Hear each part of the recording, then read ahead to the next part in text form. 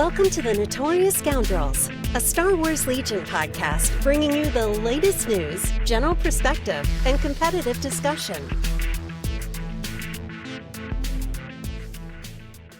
Welcome back to the Notorious Scoundrels podcast. I'm Kyle. I'm here with Mike and David and Zach. It is Monday. Well, it's Tuesday when you're hearing this, which means that we are starting a new week. In case you forgot which day it was. I know I almost did. How you guys doing? Doing pretty good. I don't think Dashes is doing good after that comment. God, I know you. What do I gotta do, man? I'm doing fine. We're all fine here. Thanks. Yeah, no, I'm excited. We got a great interview today with War Corgi, who I'm sure many people have heard of. He does battle reports with laser effects and all sorts of other fun things in there. He has a podcast, which he will talk about. We'll have him on here in a couple of minutes. We will also, at the tail end of the episode, be spoiling some cards, some brand new Legion cards. So stick around for those. Very exciting. And we'll also talk briefly about my last Invader game. But first, a couple housekeeping items. Welcome to In the News. So we do now have the Scoundrels order tokens in. So check those out on thefifthtrooper.com. We have Oak and Iron acrylic tokens in. If you play that game, I know that you guys have been dabbling a little bit. It looks super interesting to me. Many hobbies, not enough time. If you don't play it, you should play it. And also the tokens just look really, really good. And I think Jay's outdone himself with these. They're really, really well done. They do look super impressive. I don't have any idea what's going on in the game, but I saw those tokens and I'm like, this makes me want to play this game. Well, just for those of you who don't know, it's sort of like they represent like the smoke from guns firing, and they represent the wake of a ship as it moves. So they're really kind of markers for like this ship moved or this ship shot and can't use its cannons until it reloads. That's really what they're for. Awesome. So yeah, check those out. Thefifthtrooper.com. We also have some 3x3 mats that will be available for pre-order with various environs, including space and sea mats. And we got hobby products on there now, like flock and basing and stuff like that. We will also soon have actual miniatures.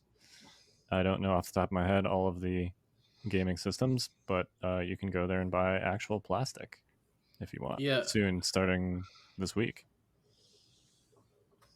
I believe Jay had mentioned Elder Scrolls possibly, and I think that I don't know if we're selling Oak and Iron actual ships and stuff on there yet, but there's a bunch of sweet games that we're going to actually have on the retail store. So yep, actual games. Yep. So please check that out. You'll not only be acquiring sweet games, but you'll also be supporting your favorite podcast network. So there you go. So also in the news, we are getting preview articles this week. There will be a Padme preview article on Wednesday. That will be tomorrow after you listen to this cast. So check that out on ffg.com. That's not ffg.com. That's not the website. It's fantasyflightgames.com. fantasyflightgames.com. Yikes. Hopefully ffg.com is not something awful. All right, we'll NSFW that for sure. Just be safe. Yeah. Yeah, so that'll be Wednesday. Check that out. Yeah, let's get to the War Corgi interview before I mess up this housekeeping section anymore. And we're back with Michael, aka War Corgi. How you doing, man? I'm doing real great, Kyle. How have you been? Good. You know, it's life's ever very so slowly getting back to normal. Took my kids to a park today for the first time in 2 months. So I'm jealous. Park's not open up here yet. Whereabouts are you exactly? I am on the east side of the river from St. Louis. So Okay. I was born and raised here. Then I had a career for about 25 years that took me away from home, but it was always my goal to get back here. So St. Louis, Missouri. Well, you are famous or infamous, depending on how you want to look at it, for your battle reports, as well as you have a podcast, which we'll talk about later. But I think the first topic we want to just dive right into is content creation and how you got started doing what you're doing for Legion. I think before I address that, I should ask who I'm infamous with. I thought I was famous, not infamous. We'll just go with famous. Yikes, Okay. Kyle. Way to go. We're bringing him in here, and then you immediately insult him. What? No, Come on. I mean, it's not an interview if I don't put my foot in my mouth in the first 5 minutes, right? There you go. I mean, if there's an YouTube War Corgi channel cult out there, I want to know about it so I can start combating it. We might know a thing or two about that. All You know, this War Corgi guy, he's got to be stopped. Well, to answer your question, I'm not stopping because I have a great time with content creation. And, I'm always a big advocate of people who want to do it, getting into content creation. There's been a lot of people who have come and gone as far as YouTube battle reports. And some of them were really good and some of them were getting really good, but a lot of them tend to just kind of fade away. And so it kind of spurred the question in my head, what keeps me coming back? And I think for me, that answer is telling stories and putting painted miniatures on nice tables and producing videos about that is just an extension of my hobby, just like going to the local game store and playing a game is part of it, or sitting down and painting miniatures is a part of it, or making lists is a part of it. I just have a lot of fun doing it. And, when I first started doing it, I was completely surprised that other people would sit down and watch me do part of my hobby. But it seemed to take off with the first game that I introduced the War Corgi YouTube channel, and that was Team Yankee. And then through 40K, and now with Star Wars Legion, we've really built a quality audience for our battle reports. So it's been fun. Do you still do those other games, or are you like all Legion now? I am all Legion now. I mean, I've had a difficult relationship with 40K with, like a lot of people probably in the Star Wars Legion community. And I finally divorced that in 8th edition, and I have no intention to go back to it. And then Team Yankee was a fun game, but it was hard to get games for it because it's just not well followed. And, I first got it when I was in Germany. And it was fun, but at the same time, I got to tell you, Star Wars Legion is the best, most mechanically sound miniature war game I've ever played, and it's really fulfilling all of my hobby itches, or scratching all my itches for that one. Are you also just like a longtime Star Wars fan? I am. I think I was asked this question before. On like a scale of 1 to 10, I give myself a 7.5 or an 8. I don't have any costumes that I go out in, but if I did, I absolutely would. So, solid Star Wars fan. But I understand that you like the Warhammer 40K universe better. Is that right, Cal? Man, outing me. Oh, you said it on one of your episodes. I did. Yes, is the short answer. I have always been a Star Wars fan, but as far as like a setting for a war game, personally, I find the setting of 40K more interesting. But like you said, I'm also a recovering 40K player, and as soon as I played a game of Legion, I think a lot of 40K players, not to insult 40K, and that's not my intention here, but you kind of like don't realize that there's other things out there. And then I played Legion, and I'm like, wow, this is actually really good mechanically, and it's just an amazing game, like on the table. And it kind of contrasted for me, what a like well designed, mechanically sound, tactically interesting miniatures game looks like. So, yeah, I will confess to liking the 40K setting better for a war game, but Legion is just, at least in my opinion, a much better game. Sorry, 40K. Yeah, well, I'm in that boat with you. It was fun to create scenarios or campaigns for 40K because it's such a big, deep universe that you can play in. We're doing it for Star Wars Legion, and we've done a couple of campaigns now. It always gives me a little bit of pause because how do you incorporate these key figures that, may or may not have been involved in these things. So a little bit more suspension of disbelief with what we know about the canon, but it is still a lot of fun because the game is so good. Yeah, it's a little bit less sandboxy, so to speak, than 40K, just because there is so much like widely available content, quote unquote canon content out there that you have to work around. But yeah, the game is just so good.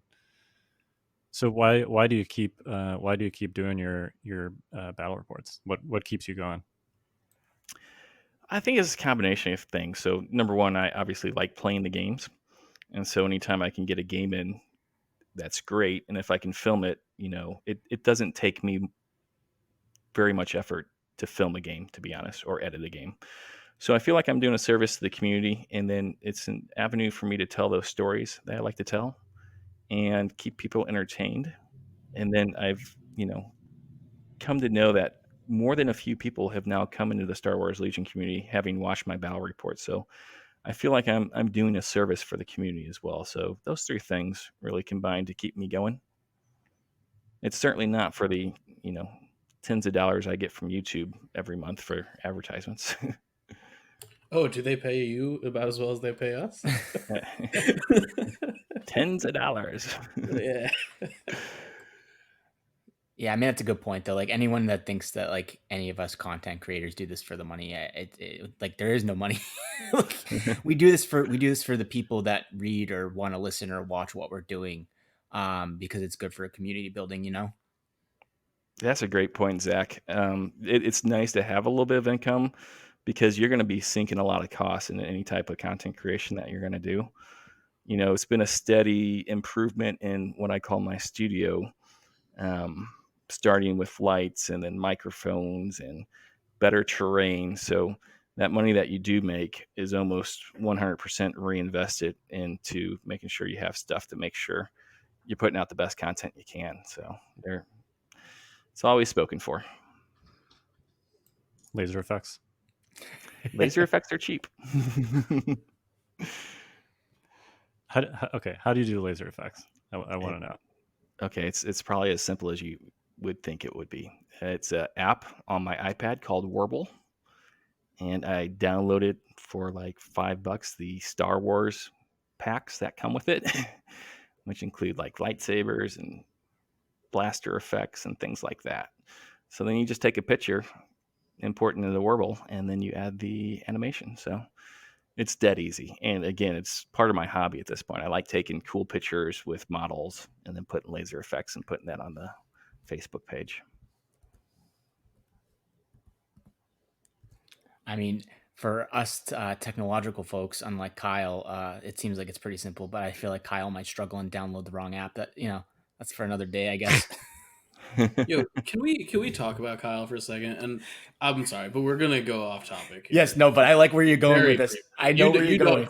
Where I'm going with this. So, Kyle, you've been kind of like, I am like technologically, I can't do anything, and then the entire Legion community the other day on my Twitch channel got to see these sweet order tokens you built out for yourself in Tabletop Simulator. And nobody knows how to do that, apparently, other than you. So can you explain a little bit how you apparently can't use technology, but can also do magical things that other people can't? All right. So it's not that hard. Is the short version. The long version is the ways that I am inept in technology has more to do with like the internet and social media. And things like that. I can do. These sound like excuses now, as opposed to actual barriers. I'm sure that's some of it. I mean, I got my original name in the Legion community because I made a odds calculator scripted in Visual Basic. So I can't confess to be totally useless when it comes to technology. Let's just say that I have very specific skill sets related to technology. We have been deceived. but finding GIFs or saving games on Tabletop Simulator. What? Wait. Wait a minute. No. You just find peanut butter? Wait, hang on. No, that's like the correct way to say it, right? No. I thought the guy that like invented it said that it was that. Michael, do you have any opinion on this, the GIF versus GIF conversation? I absolutely go with Jiff, but I imagine you're the type of person who also calls them memes instead of memes. Is that right? Memes. I think I have not heard meme, but yeah, GIF is anyway, we're way off topic here. Choose moms, choose GIF. All right, to get back on topic, the calculator is how you got your start then, right, Kyle? Yeah. So actually to sort of round out this topic, Michael, this was actually your idea to talk about content creation. Yeah, I didn't want to so much talk about it as to hear why you guys continue to produce great content. Yeah, I know it's hard. It is. Well, I don't know if I would say it's. So the reason that I got into, me personally, that I got into creating content for Legion is just because I love the game so much, and I found myself sort of researching it and writing about it. Anyway, so I figured, I started with a blog, Never Tell Me the Odds, and it was focused on stats, and I had sort of just already started trying to answer some of my own questions about, dice odds and things like that by creating like a essentially an odds calculator.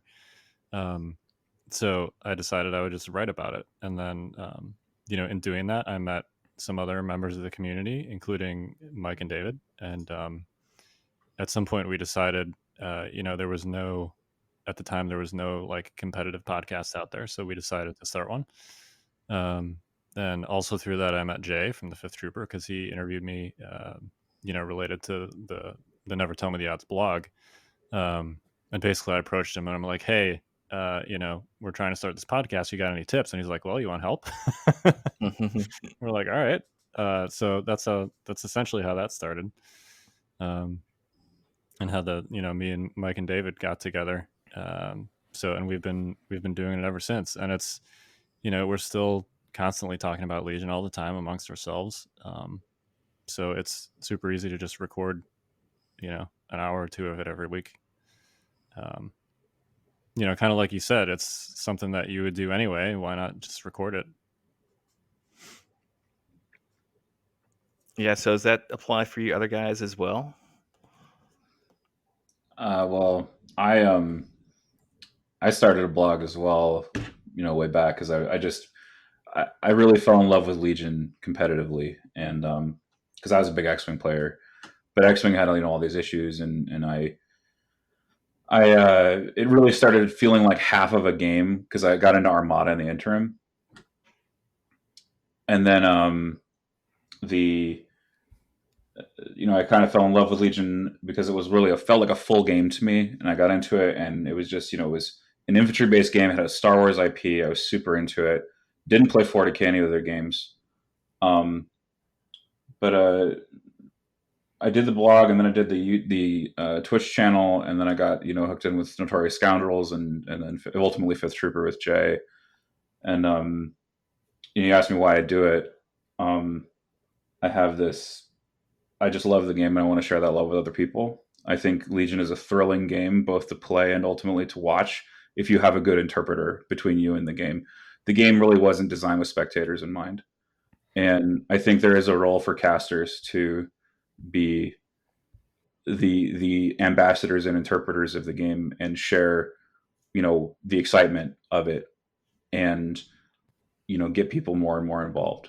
And I really do believe that Legion can be watching a game of Legion can be a thrilling experience under the right conditions. And that's why I continue to do this. I want to hear from Mr. Barry next. Which one? Oh,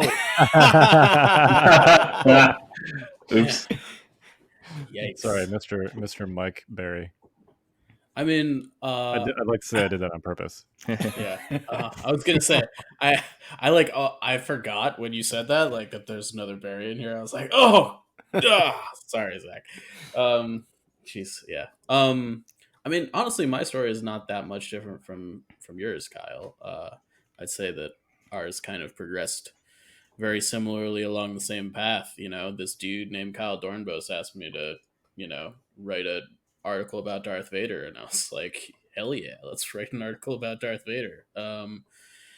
And we sort of just went from there. I think the reason that I kind of like continue to do this on a daily basis is because um, I like to teach to some degree. I like to help other people kind of understand why things are the way they are in a way that makes sense. I'm not going to say that I always achieve that, but and certainly I can sometimes describe things hyperbolically.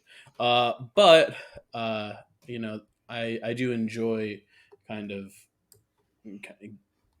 allowing people to learn through me, which I think is really cool, and it's something you can contribute to society, but in this context, our gaming community. So Yeah. On that note, I remember when I first started my blog, it's because I started listening to podcasts like Scoundrels, but it was like a year into the game and I just picked up the game. So I'd be listening to you guys and I'd be like, what the R2 beep boop noise is going on here? and so then I'm like, oh, well, why don't we start like a beginner's blog and it's going to help me learn the game in a better way. And that's how I started the Jetta Journal. Was I was trying to like vocalize how I felt with the game and where I was at, and then somewhat for me is that I become obsessed with things, and I've been obsessed with Star Wars since I was like 6 years old, so that doesn't help either. And I went from a beginner to kind of heavy competitive like real quickly, so then I had to kind of shift things. And then eventually, of course, Jay and the Scoundrels came to me and Mike, and we kind of formed the team. And honest to God, I think the team is one of the main reasons I keep going. We've built a pretty great family here, and I enjoy talking to these guys all the time. Not just even just for the podcast, but like we talk daily and we enjoy our company, I think. And then obviously the other aspect is I just like growing the community. I was having this conversation the other day. I'm thinking of possibly going to LVO that, the season just to judge or stream. I don't even think I'd play if I were to go. And, someone was saying, well, that's crazy. I'm like, well, you know what? The community is going to need a reboot. And I want to be a person that can do that if I can go. And that's just an example of it's just all for the community for why I keep going. I will say that I think I've gotten to the point and created my own prison here. Expectations is certainly driving me to do more as well these days. When I first started, obviously, I didn't have very many fans or very many people who were watching. And so there was no expectation for me to put out content or content of a certain quality. But as my channel has grown, I think expectations have grown. And I have definitely started to feel that lately. Has any of you guys felt that way at all? There's an expectation for you to be doing this? Yeah, I think so. In a sense that like when a blog comes up or the next podcast, I'm just like, it just keeps you like your drive is just continually going on that aspect, I think. Just because like, people are looking forward to it, right? Yeah. Yeah, I mean, I think there are good expectations that come along with it, and then there are like things you don't want to do too. Like I hate writing articles. Yet Kyle every month is like, Mike, I need another article. uh, and which is fine, But I do think that to some degree, I'm not sure if expectations is the right word, but I feel like if I miss a cast or I'm not available for a certain thing, I do feel personally disappointed that I am not able to do that. Not so much for me, but for the people that would be consuming the content. I'm going to borrow an analogy from weightlifting here about content creation. It's a little bit unreasonable to expect a PR every week. That's a personal record every week. But I feel you, Corgi, on this idea to there's this pushed out do yourself every time you go and make something new.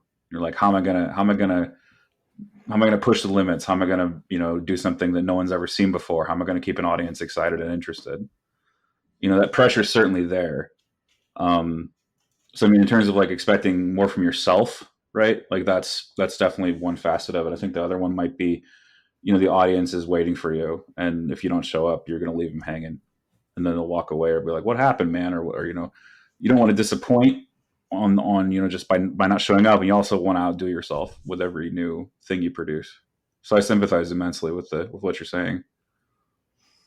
Yeah, and that's not to say it's not fun, because I do enjoy that people are looking forward to my videos, and I do look forward that people are looking forward to my podcast. So getting that feedback is always positive, but there is a cycle that it does kick off where you're trying to meet their expectations as you move forward and trying to make things better all the time.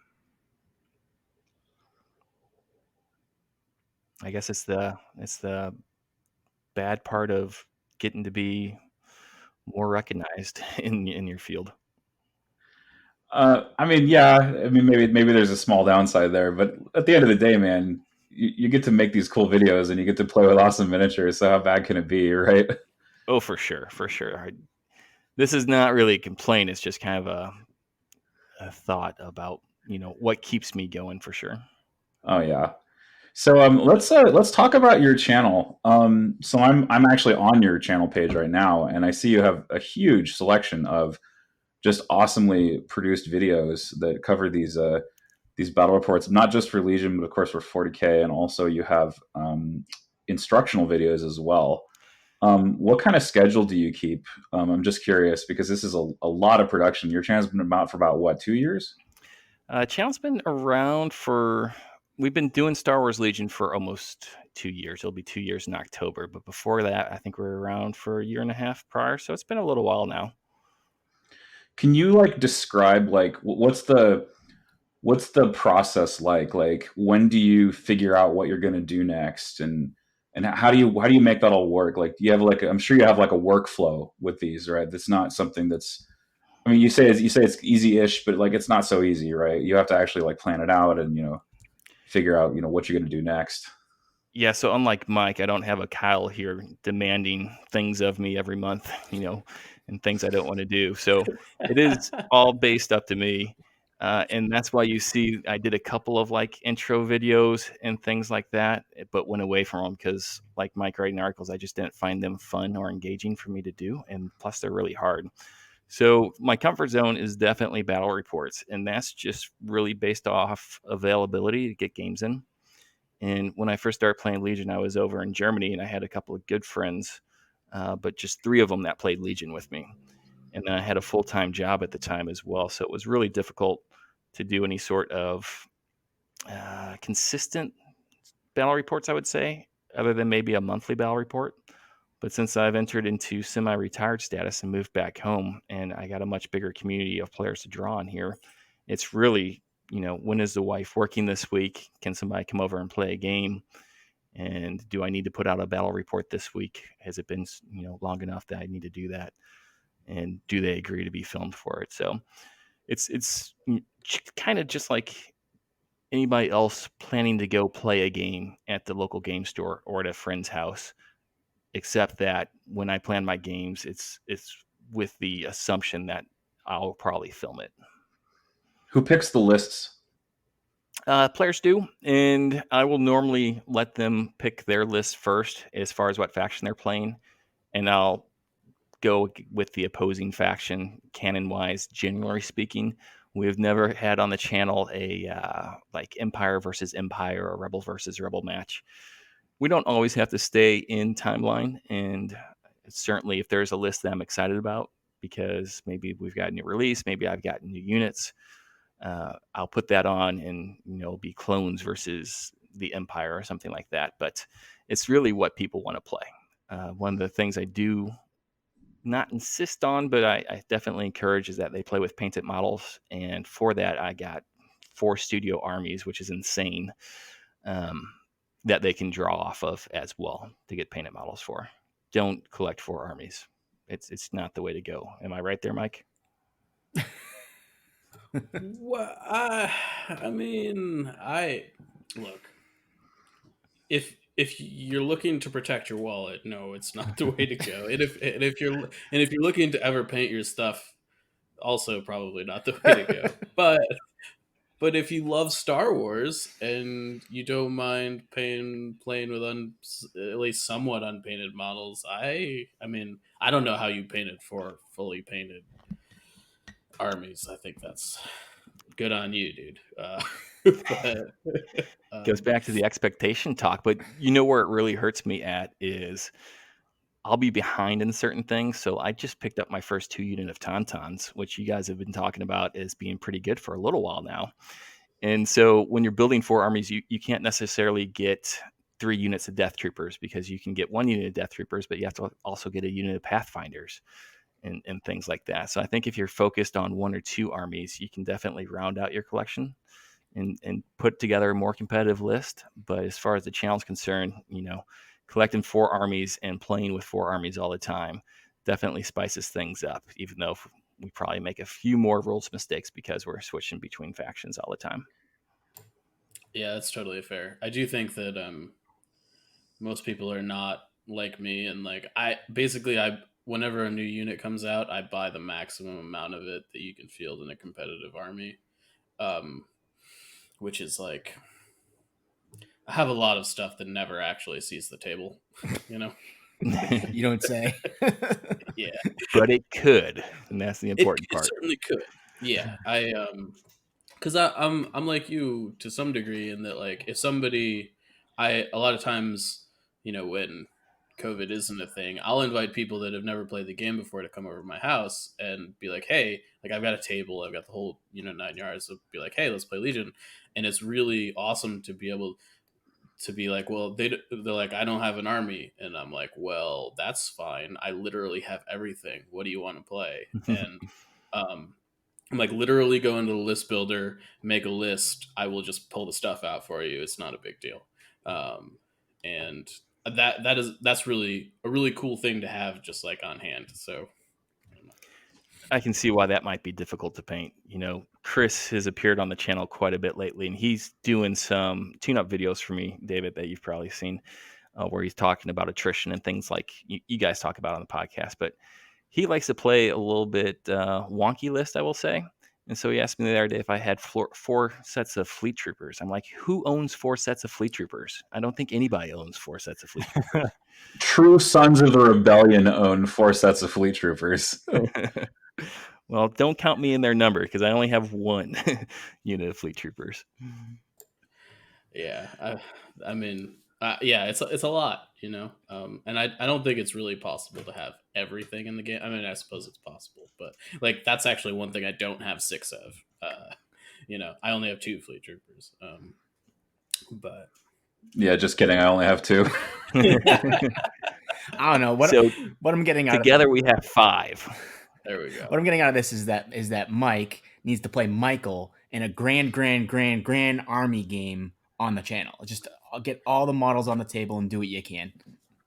Yeah, I would be totally down for that. So I don't know, Michael, if you've been able to play Grand Army, but like I have enough models for it, and I have been like dying to play a Grand Army game since this game has started, and everybody's like, that sounds like it'll take all day. That doesn't sound like fun. I'm like, but I want to. So I have not played a Grand Army game. We did play a 1,200 point game on the channel that kind of used some of the Grand Army rules for it. But kind of like skirmish, like I would play it once and I'd be fine with it. But 800 is just the sweet spot for me. So if you ever make it to St. Louis, you can bring your collection and we'll get a Grand Army game in. But don't ask me to do it twice. That's fair. St. Louis is that where Warfare Weekend is? It is, yeah. We're the home of Warfare Weekend and the St. Louis Cardinals baseball team. Those are the 2 things we're known for. And I assume that you went to Warfare Weekend last year, yeah? I did. I had a great time. It was my first competitive event for Star Wars Legion because my German was certainly not good enough to go competing there. And I ended up going 3-2, which I thought was a pretty good result and at least gave me some credibility on the channel. That's awesome. I think that it's just like these conventions are very much just great places to like meet people from the community, and it's always really awesome to like go to them and interact with people that listen or just people generally, and I can't wait until they get started again. I'm the same because I felt like I was watching from a distance over in Germany, and then getting to meet LJ Pena at Warfare Weekend. Also got to meet Brendan Franz and Ed and other folks. I think I've started to tap into the community, but I'm definitely planning to go to LVO this year and really getting to meet everybody, because I think, like you guys always hit on, it's the best part of this game is the community. And I can tell you, having done battle reports for Team Yankee, Warhammer 40K, and Star Wars Legion, the best fans I have out there are the Star Wars Legion fans. They're the most supportive and just pleasant to deal with all around. Now, we've talked about the Battle Report channel quite a bit, but you kind of started a podcast that we've brushed on a little bit too. You want to talk about that? Yeah, so I didn't actually start the podcast, Zach. That was my friend Keith who did that. And if you listen to episodes 1 and maybe 2, it's just Keith talking. And so he decided he needed a co-host. And like you guys, I'm talking about Star Wars all the time with my friends, so it was no big deal for me to agree to go on to his podcast and join him on that. And it's been fun, I will tell you.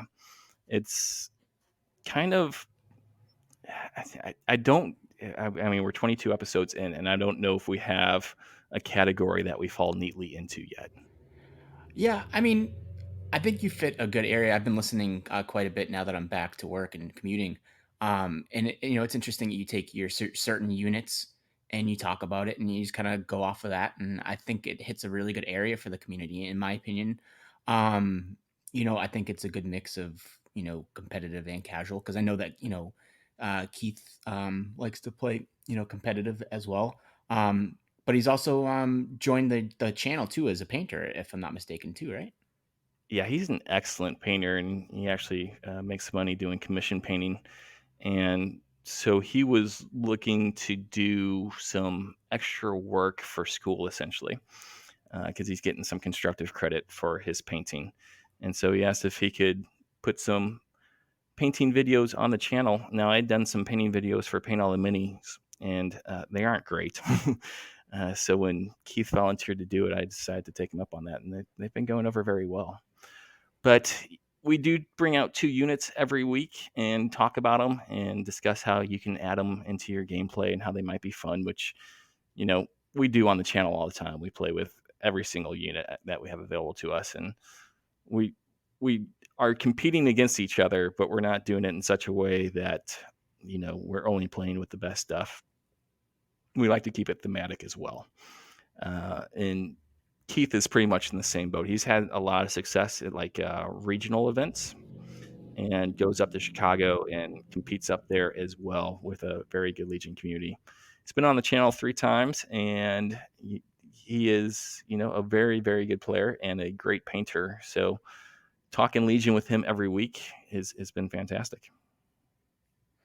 You also have been doing some giveaway. Well, Keith has been doing some giveaways. What's the latest one? Iden Versio. I don't know if you guys have checked her out, but she's pretty good. She's awesome. She is the savior of the Empire. She, man, you take Dio,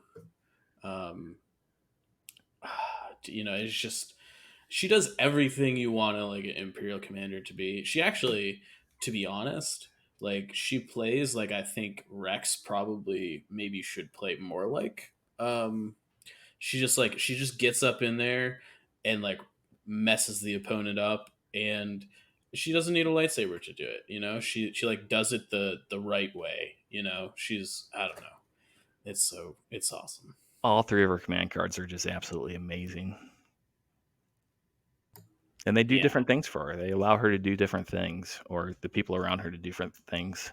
So yeah, I've had great fun painting her up and then putting her on the table. I've gotten 1 game in with her, and then she's been on the channel 2 other times before that. So we're still learning the tricks and how to play her properly.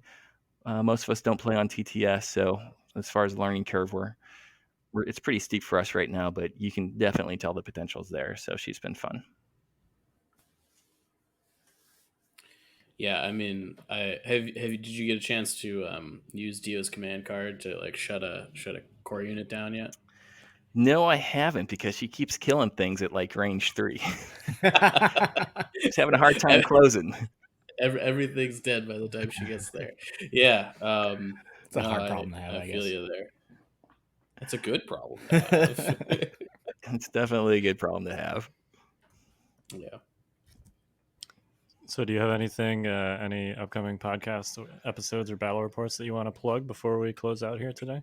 Yeah, I always like to pay tribute to Paint All the Minis, and it is a podcast, and it is a YouTube channel and Facebook group. And my friend Dan Adam is the one that got me into Star Wars Legion. He had seen some of my Team Yankee battle reports, and he was starting this collaborative effort to start a YouTube channel. And it's all based off, passion and enthusiasm for the hobby. And so he asked me to start doing battle reports for him on Paint All the Minis. And he sent me the core set for Star Wars Legion in order to get started. And so I'd been interested in Star Wars Legion, but I didn't think anybody around me was going to be playing it. And I wasn't going to spend the money for a game that looked cool, but I couldn't play. But since he sent it to me for free,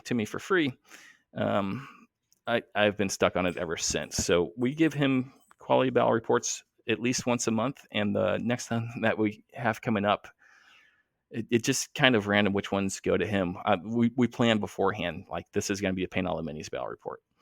And so it's going to be an Iden versus Cassian matchup. And it is one of the funnest games I have played in a really long time. And it makes for a really fascinating battle report. So that's going to be premiering the same day that this podcast probably goes out, which is Tuesday, right? Correct. Yep. Yeah. See, I listen every week. So after you get done with this podcast, if you want to go over to the Paint All the Minis channel, check out an awesome game between Iden, which is played by me, and Cassian and Jin, which is played by my friend Chris. That is exceptionally thematic. It's a wild game. So I was running Iden with 2 speeder bikes and 2 units of death troopers and some stormtroopers, I want to say. And then Chris has Cassian, K2SO, Jin, 3 units of Pathfinders, but none of the hero upgrades. It's just the 4-man Pathfinder squads. And then a bunch of Rebel troopers and whatnot. And so I was the blue player and playing with vital assets these last couple of weeks, thanks to the 5th trooper spoiling those cards for us. It ended up with bombing run in the last position. So I forced bombing run on him, and nothing goes to plan for either side. So it is a ball to watch. Well, super excited to see that. Thanks for coming on today and talking with us. It's been a pleasure. I enjoy your podcast immensely. So it's really exciting for me to be on here talking to you guys. All right. Well, thanks, man. Take it easy. All right. So that was War Corgi. Let's hit some brand new cards. Zach, you want to tell us? What we have here? Advanced tactics. I just. You were killing me. Straight up killing me. We need a signal like in Seinfeld where they like pat the head. I had to hold in my laughter when you started talking. Like you even like were like leaving a pause a little bit, and so I was like, hit it, do it, and then you just were like, and so Zach. So Zach. I'm sorry. Well, You're all good, man. drops are. It's not like we haven't been doing drops for a while, so It's totally fine. Just pick right back up, like right here. no, I think we should leave this in. No. Oh, wow. No. I'm cutting this out. All right. But I can leave the drop in. I can just edit all the our audio out. It's not a big deal. All right. So just start talking. All right. All right. So, What do you got for us, Zach? all right. We got some goodies from FFG ahead of this Padme release. The first one I'm looking at here is Ascension Cables. I'm going to read it verbatim here. It is a free action, it is exhaustible, and it states until the end of your activation, you gain scale. In parentheses, you ignore the effects of difficult terrain and do not suffer wounds while clambering. Either before or after you perform a move action, you may perform a free clamber action. End of the parentheses. It is a gear upgrade and it's 4 points. So, I mean, on the top of it, 4 points for scale seems pretty good. Yeah, I mean, it's not 4 points for scale totally though, right? You only can use it once. Yep. For like one turn. And it is pretty good. I mean, you can use it as just like a environmental gear if you want to. In which case, it's kind of expensive. Or you can use it for what it's intended for, which is basically, I'm sure everybody's seen Star Wars: The Phantom Menace, and if you haven't, you probably should fix that. But they like shoot their guns up in the Naboo Palace, right, and grapple up. So that's kind of what this is, I think, trying to imitate. I'll just say sorry, go on. Okay, the bloopers for that scene were the best because they all kept shooting their guns and they couldn't all get up at the same time, so they had to keep retaking that scene over and over again until they got it right. Well, maybe they just weren't all tapping their ascension cables at the same time. There you go. I mean, it's 4 points seems like a pretty good deal, right? Because like maybe only using an upgrade like grappling hooks or environmental gear like once per game. So it doesn't seem like it's really that much of a problem for it to be exhaustible. But I mean, it's a fair point, right? It's not permanent. You have to choose to use it, and you have to recover to use it again. So it does have some cost associated with it in addition to the points. I think that there's like some play here in like a Veer's Death Trooper, like wonky SWAT style list where you give all your Death Troopers scale and like they like. So Veers was like, all right, guys, go. And they like climb up this wall, just blast somebody. And then the next turn, he Imperials disciplines and they blast somebody and climb back down. And it's just, I don't know. I think that could be really cool. I don't know how good it would be, but I think it creates some interesting scenarios that we ordinarily don't have. Like interacting with vertical terrain without the jump or permanent scale keyword on your card it's frankly very penalizing in this game. And ascension cables, I think, gives us an opportunity to actually play with vertical terrain in our games and not feel like it's wasted. I don't play Imperials, but reading this just makes me want to play Iden Veers, and you just throw these things on Death Troopers, play Tack Strike, and just go bananas, right? And then Imperial Discipline, and it's back. And that's me. I play Rebels and Clones, but all of a sudden I'm inspired to throw Iden on the table with this. Yeah, like scaling Death Troopers with steady sounds terrifying. Legitimately terrifying. It sounds like fun, even for me who does not like Imperials. Right. I'm sure I could find a place for it in Clones, though.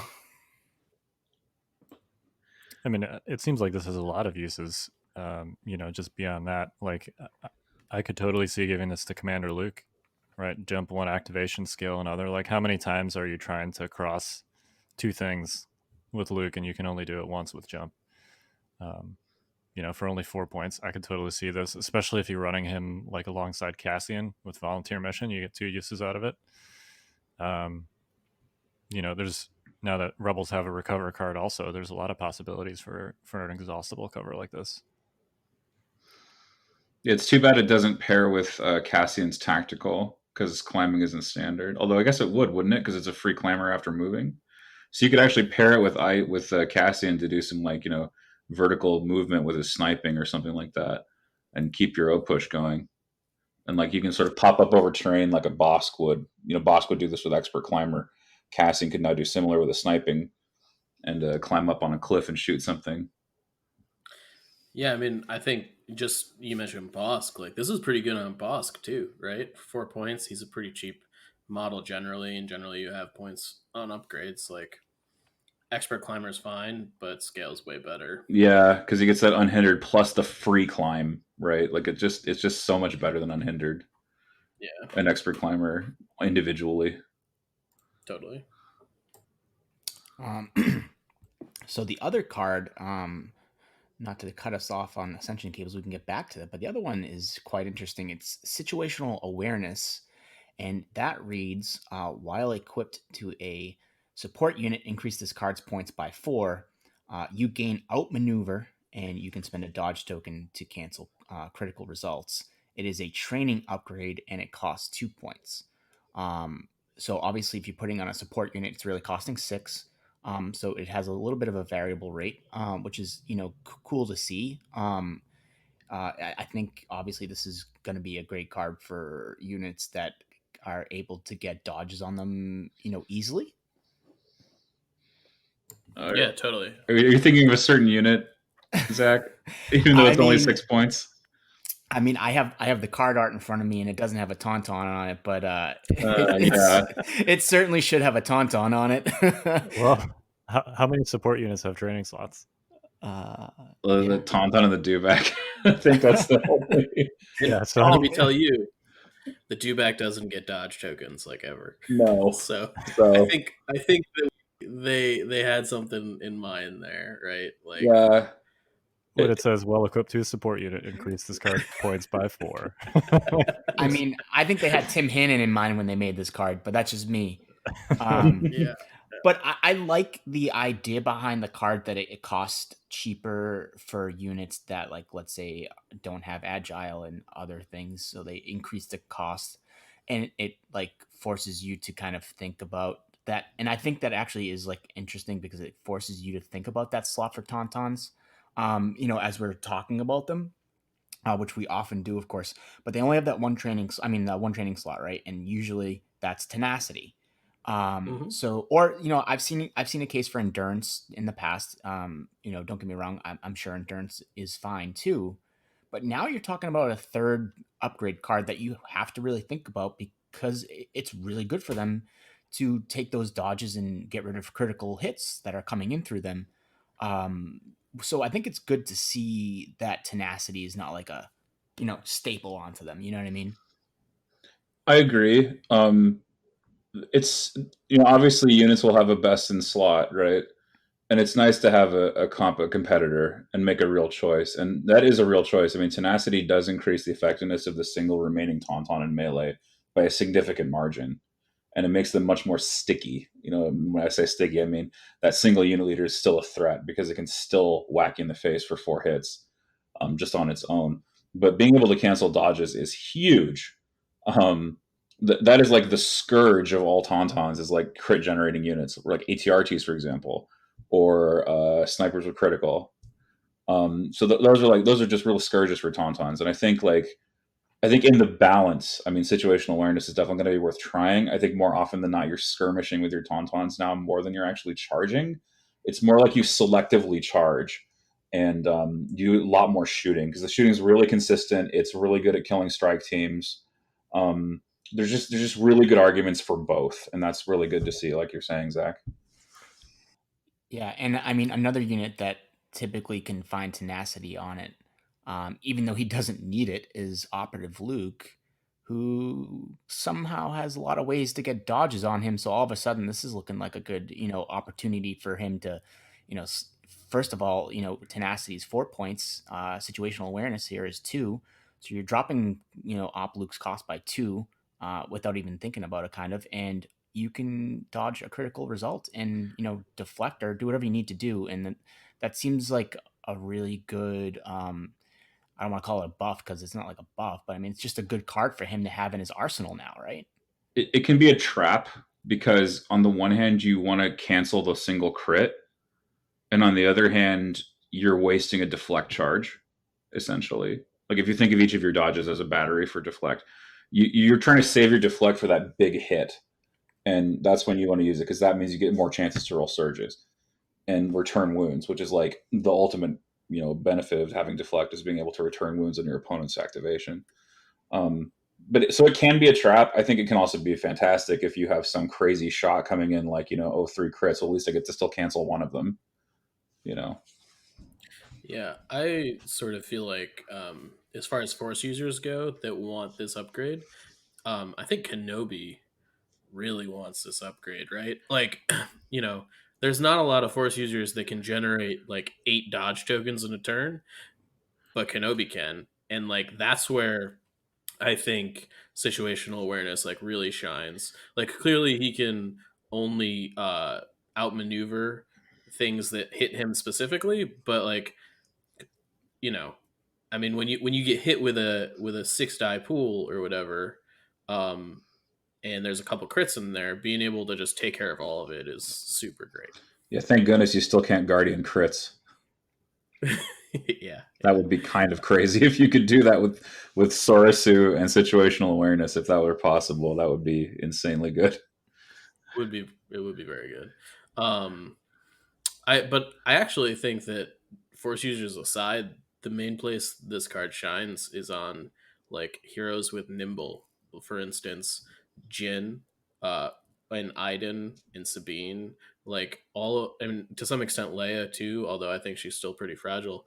All of those heroes are very much built on core concepts that include fortifying their defense with either impervious or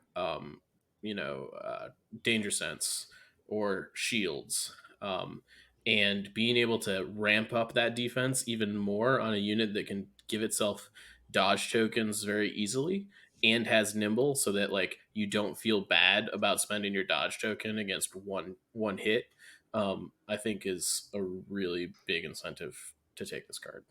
This also goes on veterans and pathfinders, and there's a pathfinder pictured. And pathfinders generally pick up dodges through like teamwork from Jin or maybe a calculate from K2SO. Veterans, of course, if you give them an order, they get their dodge token as well, and that's generally good if veterans can at least avoid some chip damage. All these rebel white save units, right? They're not rebel troopers. Are generally expensive for points, and this is just a way to enhance their defenses a little bit, maybe make their keyword a little bit stronger.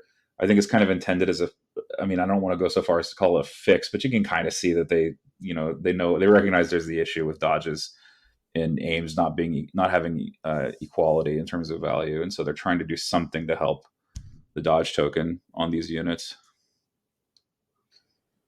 Yeah, I mean, I think that there's room for like a kitted out rebel army that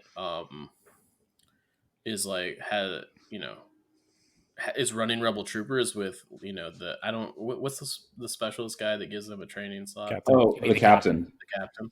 You take the captain and you're like, okay, my rebel trooper squad has a heavy, it's got 6 dudes in it, and it's dodges that are nimble, can cancel crits. And Leia hands out a couple dodge tokens at the beginning of the turn, and now that if those units get shot at, those dodge tokens are not going to be wasted. I think that there's value there, and 2 points is pretty cheap. Clearly, the captain is not so cheap. Right. Yeah, it's 15, 15 points or 14. I'm going off the top of my head. Yeah, I'd have to take a look. But so 17 for an extra body, and then 2 for 17 for the extra body and situational, and then 26 for the DLT. Yeah, something like plus that. 40, so it's like 77 or something like that. That's not terrible for a 6 troop unit. They can cancel crits with dodges and keep them. Yeah, I was gonna say it doesn't feel bad when you're getting the cancellation of the crit, right? If they're dodging. Yeah, the fact that it's sub 80 points is actually really promising. Yeah, I mean, I do think that this is not a upgrade that is the end all be all to the problems of not spending dodge tokens, right? Like high velocity snipers still exist. This does not say that high velocity doesn't work, right? If a sniper rolls a crit or even a hit, like you still can't dodge it. Yeah, they've got high velocity. Break out those tanks because but I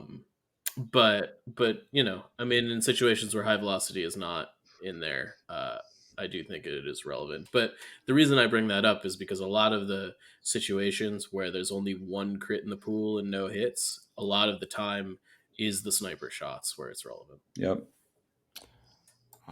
I mean, the way I see it, right, is if you have a unit that has a training slot, and let's say it's vets, and you're used to putting like recon intel on the vets. Well, maybe you think to yourself, well, maybe I drop the recon intel and add this to add like a an extra sense of security on their defense. Just an example, Maybe this is the answer to keeping Galactic Civil War strike teams alive against ARC troopers. You take situational awareness and Leia, and you feed your strikes dodges, and then when the ARC troopers crit you, you just cancel it. That's one idea. I mean, it's certainly, there's probably some play there. I mean, taking your strike teams from 48 points to 50 is not that big a deal anymore. Truth. Yeah, especially when the Clone Wars snipers are 52. I think that we're basing it off some fuzzy images, but that's Invader League talking there.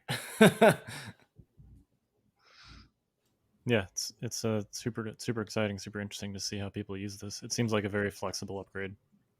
Along with both of these, instantly look like there's a number of places for them in competitive lists.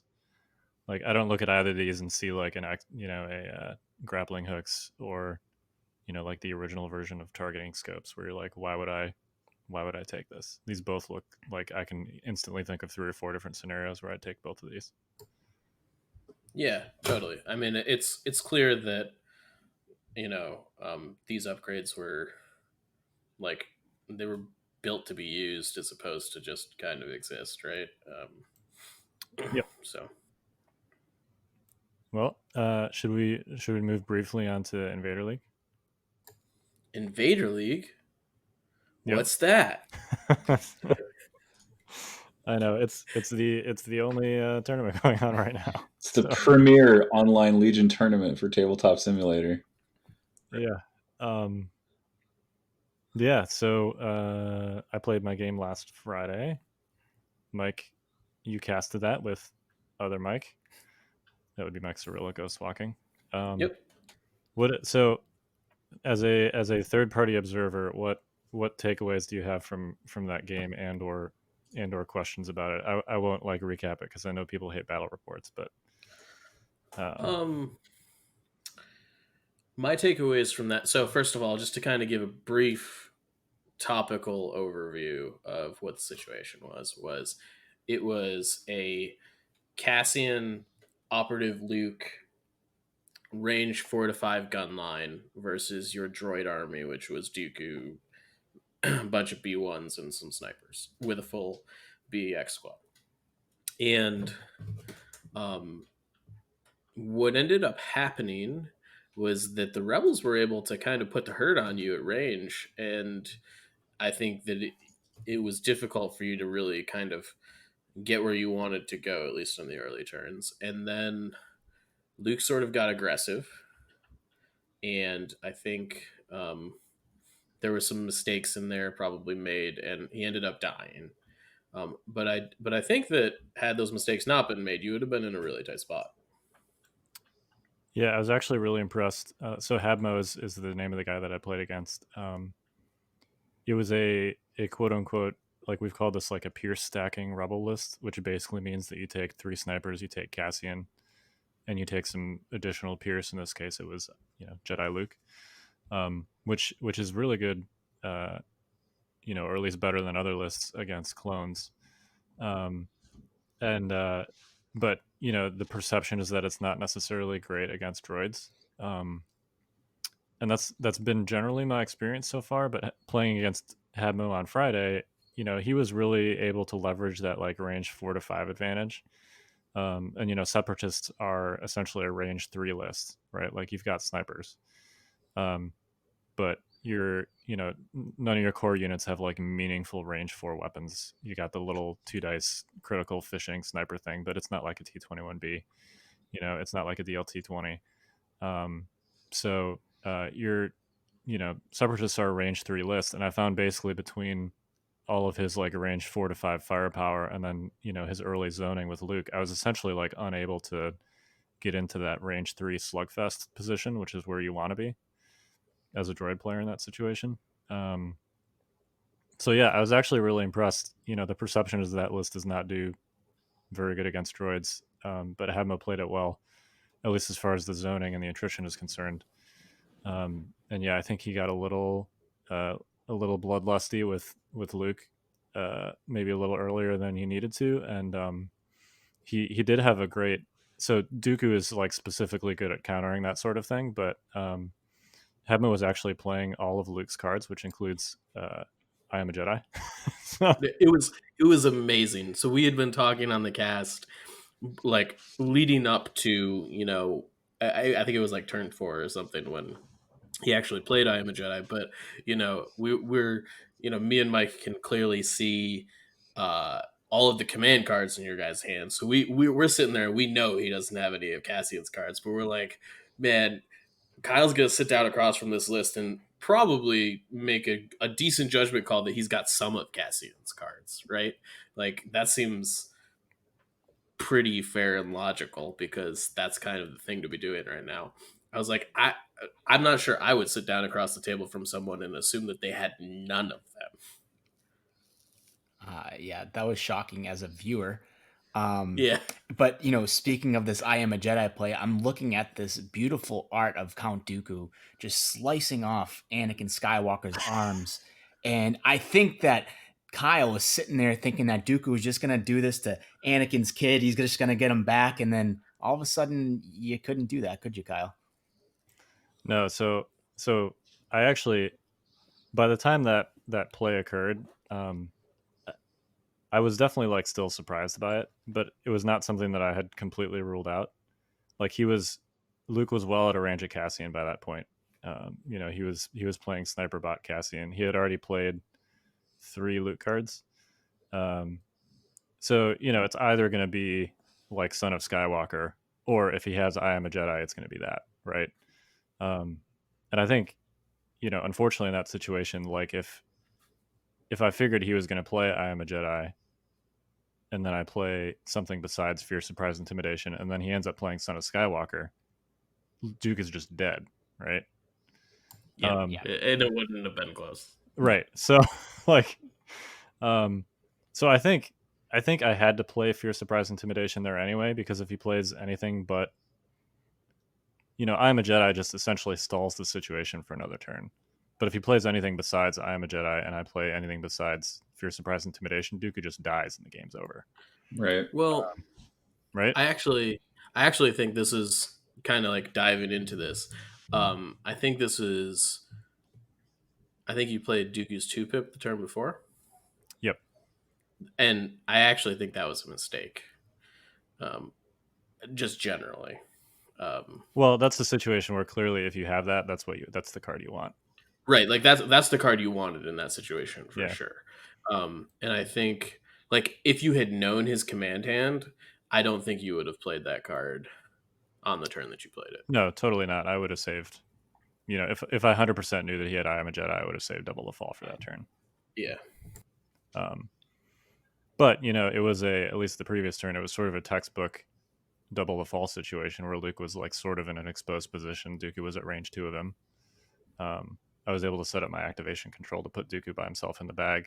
So, I spent basically the first part of the turn while he was fishing for an operative token shooting Luke. Now, one other strength of Habmo's list, specifically against Double the Fall, is that, he had Cassian, who he infiltrated. He's got R2, and then he also has Luke. So he's got 3 operative tokens in there to fish. Yeah. Which is very different, than when you're fishing for like 1 or 2 tokens in a 10-11 token stack versus 3 tokens in a 10-11 token stack. So yeah, I think he pulled Luke relatively early on that turn, which helped save some wounds. For sure. So yeah, it was interesting. It was surprising. I'm sure it made for some dramatic television. It was great. Chat was blowing up. They're like, "Oh my god, he's not going to see it coming," And then when the command cards got played, Kyle got. It's awesome. It was really like, "Oh my god, he didn't play." Because a lot of people thought you might have tried to, I think, play Dooku's 3-pip at that point because a dodge token would have also been fine. I mean, he would have still just been straight murdered by Son of Skywalker. Probably, but I mean, I think it would have been a defensible play. Well, Dooku only had they had slugged at each other the previous turn, so Dooku only had 3 wounds, I think, at that point. Oh, that's why I didn't know that. Yeah, of course. Against Operative Luke's SOS, yes, you would die. Yeah, even with if I recall correctly, at that turn, I think both heroes had 4 wounds remaining. Oh my gosh. Okay, yeah, that's pretty low. It was 3 or 4. It was not more than 4. Yeah. No, it definitely wasn't more than 4. I think there was at least 2 wounds on both Luke and Dooku. Yep. Accurate. So, it was very much, whoever got to slice and dice first was going to kill the other one for sure. Yep. But yeah, it ended up I had sort of, so I asked him after the game. Basically, he ended up like moving his Luke away from Dooku, like what 2/3 of the way through the turn, roughly.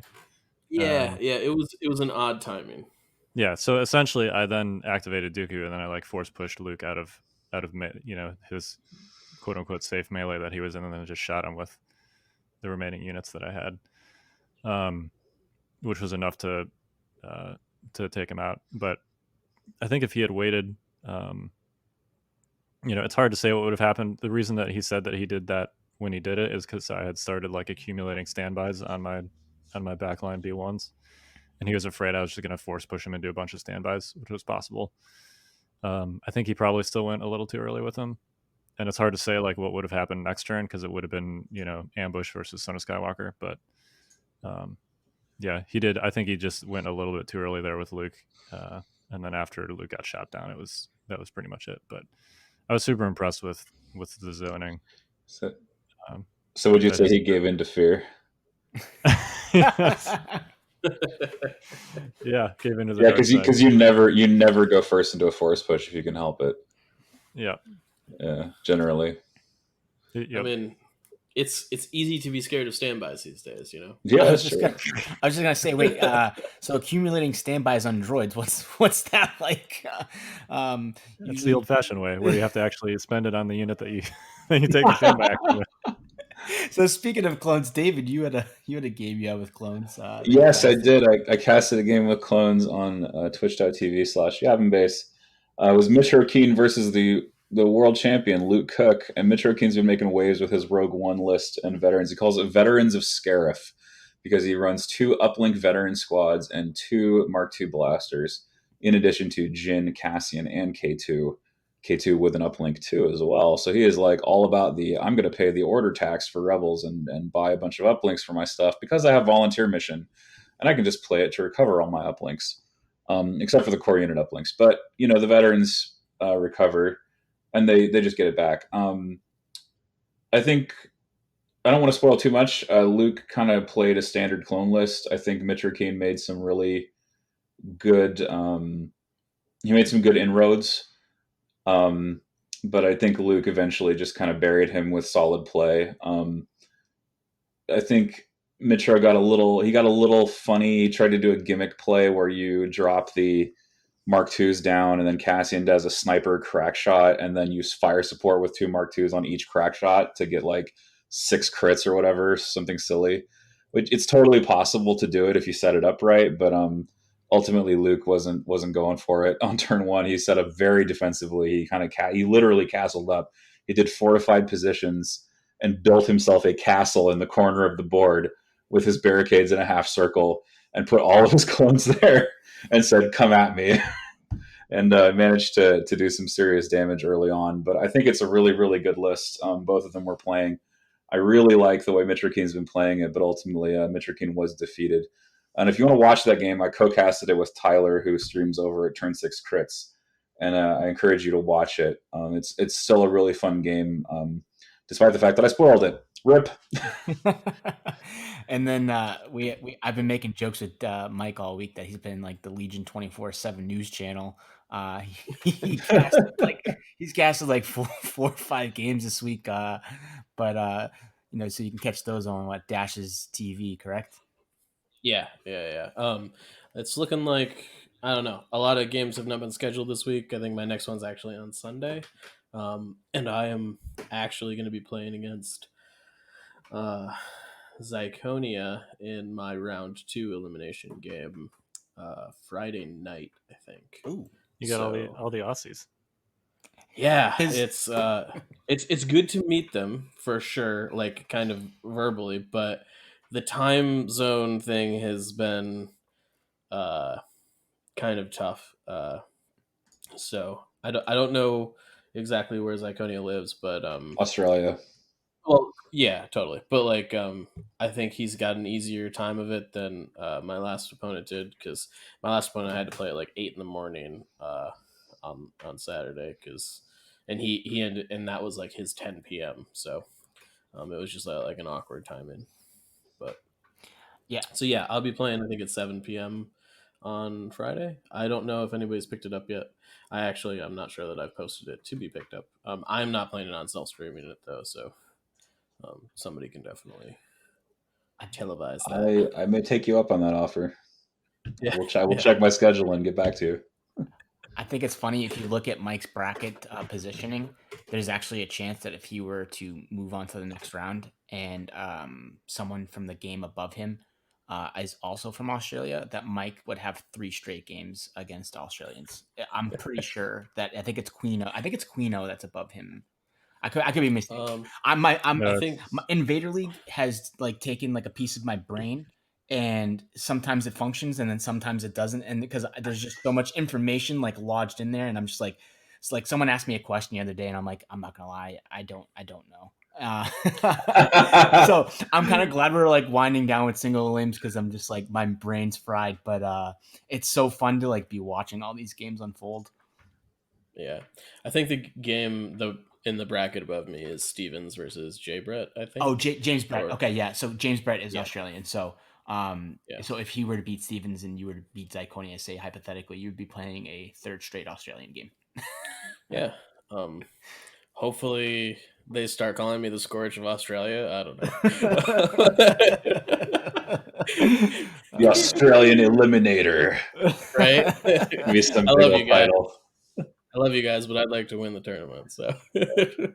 Well, what's funny is Zyconia beat a fellow Australian, so Yeah. you would have been playing an Aussie in round 2 regardless. Yeah, he beat Totally. Beefcake, if I recall. Beefcake, Yeah.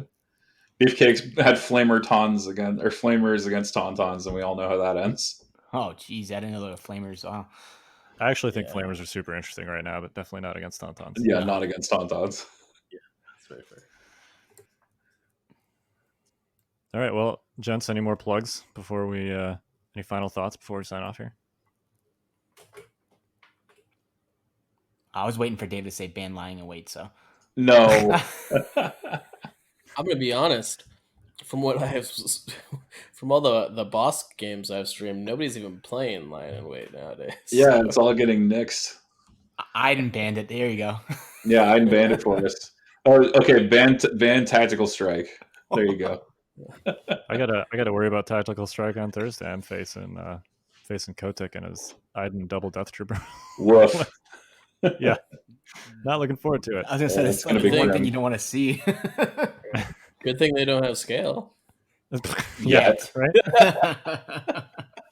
Yeah, we'll see. Duke is gonna need to put some work in because I'm definitely not winning that gunfight. So see how that No, goes. you're not.